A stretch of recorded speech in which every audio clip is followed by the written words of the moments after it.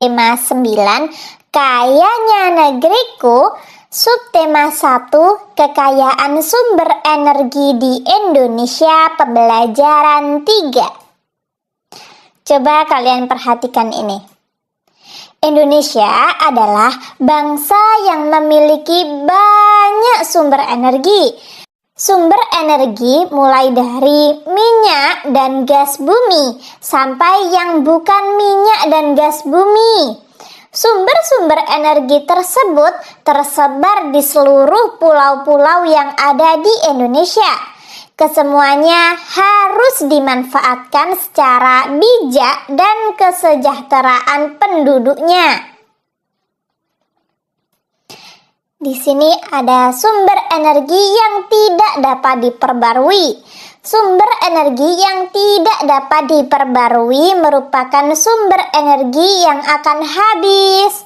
Sumber energi tersebut juga tidak dapat diperbarui lagi. Pada umumnya, minyak dan gas merupakan sumber energi yang tidak dapat diperbarui. Contoh lainnya adalah batu bara, gas alam, dan hasil tambang lainnya.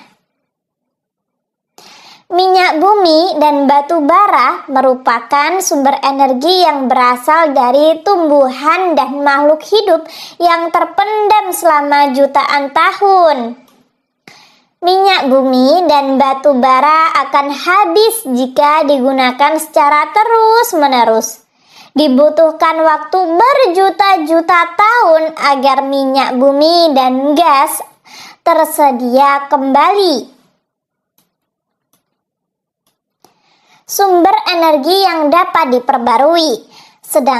Tadi kan sudah sumber energi yang tidak dapat diperbarui, sekarang yang dapat diperbarui. Sumber energi yang dapat diperbarui merupakan sumber energi yang tidak akan habis meskipun digunakan secara terus-menerus.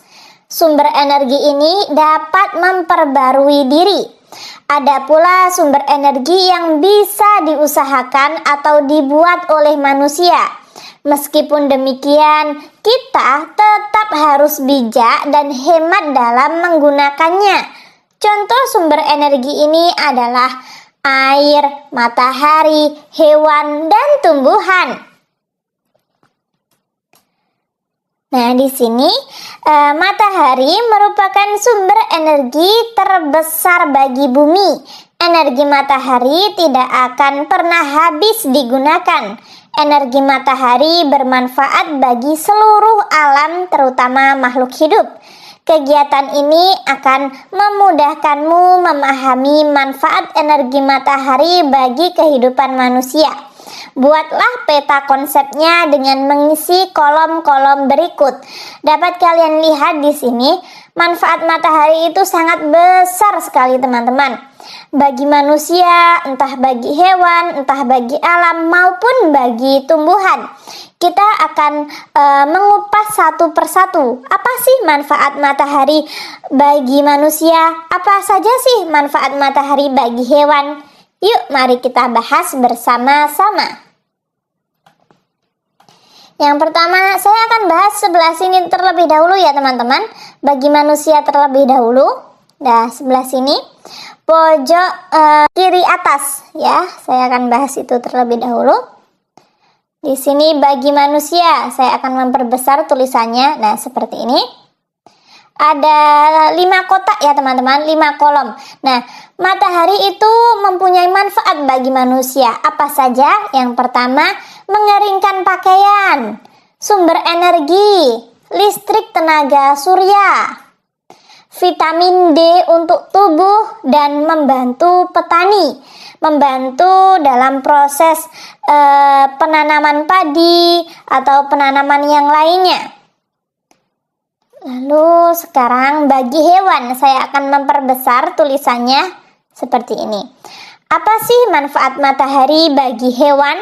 Nah, manfaatnya yang pertama untuk pertumbuhan, penyerapan kalsium, menghangatkan tubuh, mencerna makanan, dan menguatkan tulang. Hampir sama ya. Setelah itu sekarang bagi alam. Saya akan memperbesar tulisannya. Nah, seperti ini. Manfaat matahari bagi alam apa saja sih? Yang pertama, menerangi bumi, pusat tata surya, sumber energi tak terbatas, mengeringkan tanah, dan yang terakhir membantu terjadinya siklus air. Nah, seperti itu ya teman-teman. Dulu kita sempat mempelajari bagaimana sih Kak hujan dapat turun, bagaimana sih Kak laut bisa menguap. Nah, itu juga ada peran matahari ya teman-teman. Setelah itu bagi tumbuhan. Nah, ini yang terakhir pada pojok kanan bawah ya. Saya akan memperbesar manfaat matahari bagi tumbuhan. Yang pertama, untuk fotosintesis, lalu menjaga temperatur tumbuhan, memberi warna hijau pada tumbuhan atau mengaktifkan klorofil ya, lalu mengeringkan tanah dan membantu pertumbuhan bunga dan daun. Nah, tulisan saya kelihatan ya? Kelihatan kan? Nah, itulah manfaat dari matahari. Begitu banyak sekali manfaatnya ya teman-teman. Nah, berdasarkan bacaan di depan tadi, coba identifikasilah sumber-sumber energi yang ada di daerah tempat tinggalmu. Untuk mendapatkan jawabannya, kamu bisa melakukan wawancara dengan orang-orang di sekitar tempat tinggalmu. Kamu akan melakukan wawancara itu untuk memperoleh data mengenai sumber energi yang ada di sekitar tempat tinggalmu. Nah, pertama kali kalian harus mempunyai rancangan. Siapakah narasumber? Siapakah orang yang akan kalian gali pengetahuannya? Yang pertama misalnya orang tua ya. Orang tua, lalu saudara, teman, tetangga, atau penjual bakso keliling. Nah, ini bisa kalian tulis penjual bakso, Bapak RT, terus Bapak RW dan lain sebagainya. Kalian bisa tulis sesuka hati kalian ya. Setelah itu kalian buat daftar pertanyaannya apa saja. Yang pertama, siapa nama bapak atau ibu? Hewan apa saja yang dapat dijumpai di lingkungan sekitar bapak atau ibu? Apakah ada jadwal kerja bakti untuk membersihkan lingkungan? Tumbuhan apa saja yang ada di sekitarmu? Kotoran hewan apa yang bisa dijadikan sumber alternatif? Kak, kok pertanyaannya dikit banget sih Kak? Nah, kalian bisa menambahkan lagi, semisal tumbuhan apa yang bisa dijadikan sumber alternatif, atau mungkin apakah ada PLTA di desa Bapak, nah dan lain sebagainya. Kalian bisa tulis sesuka hati kalian. Ini hanya contoh, tapi ketika kalian mau meniru punya saya juga tidak apa-apa ya. Lalu pada halaman 19 itu ada kolom hasil wawancara, tanggal wawancara. Nah, kalian bisa tulis kapan kalian melakukan wawancara tersebut. Misalnya kalian melakukan pada tanggal 5 Maret 2021. Nah, data hasil wawancara saya akan memperbesar ya teman-teman di sini. Nah, seperti ini. Misalnya nama narasumber. Kalian wawancarai teman kalian. Nah, teman kalian namanya Rido. Nah, pertanyaan apakah yang kalian ajukan kepada teman kalian yang bernama Rido? Misalnya, hewan apa yang ada di lingkungan sekitar Bapak? Jawabannya ayam, kambing, dan lain sebagainya. Lalu misalnya tetangga kalian namanya Edo. Pertanyaannya, apakah ada jadwal kerja bakti untuk membersihkan lingkungan? Nah, ketika Bapak Edo menjawab, iya ada jadwal, Pak RT sudah menjadwalkannya. Nah, kalian bisa tulis. Lalu Fani, maaf ya teman-teman, di sini saya singkat-singkat saja karena kemarin saya sempat membaca komentar dari teman-teman bahwa teman-teman kurang menyukai tulisan yang terlalu panjang. Nah, ini sebenarnya sudah saya singkat ya. benar-benar saya singkat.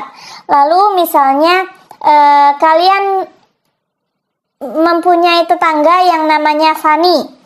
Kalian ajukan pertanyaan, tumbuhan apa saja yang ada di sekitar Bapak?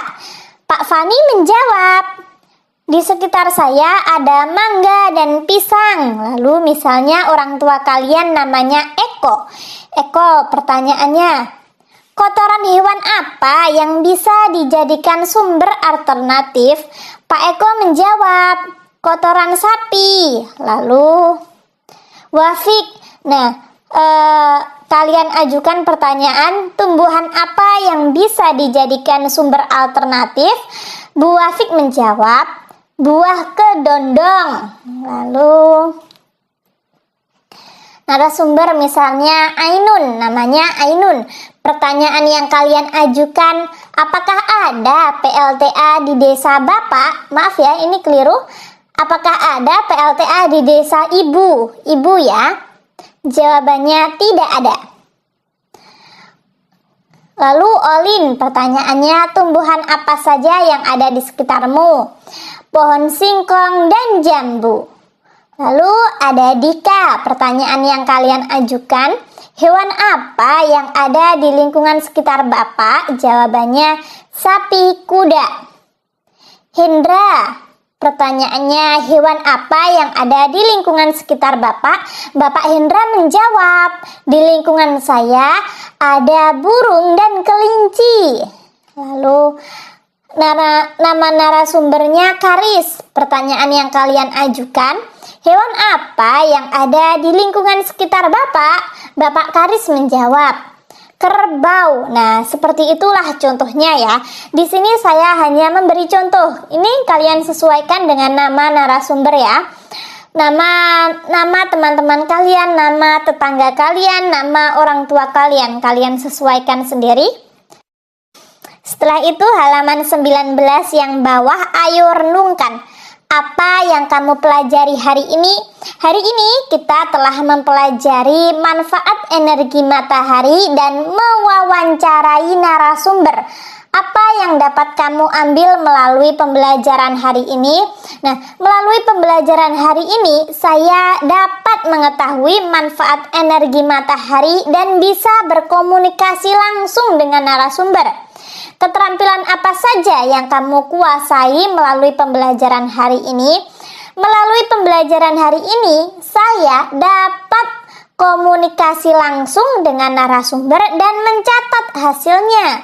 Apa yang akan kamu lakukan setelah melalui pembelajaran hari ini?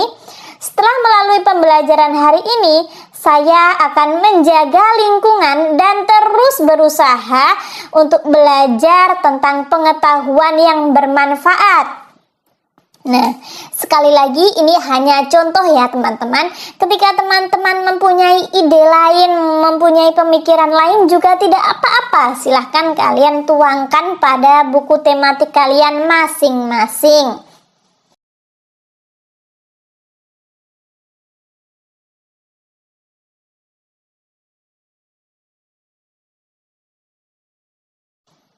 Kesimpulan tadi kita sudah belajar apa saja teman-teman. Yang pertama melakukan wawancara, yang kedua mengidentifikasi sumber energi yang ada di sekitar kita.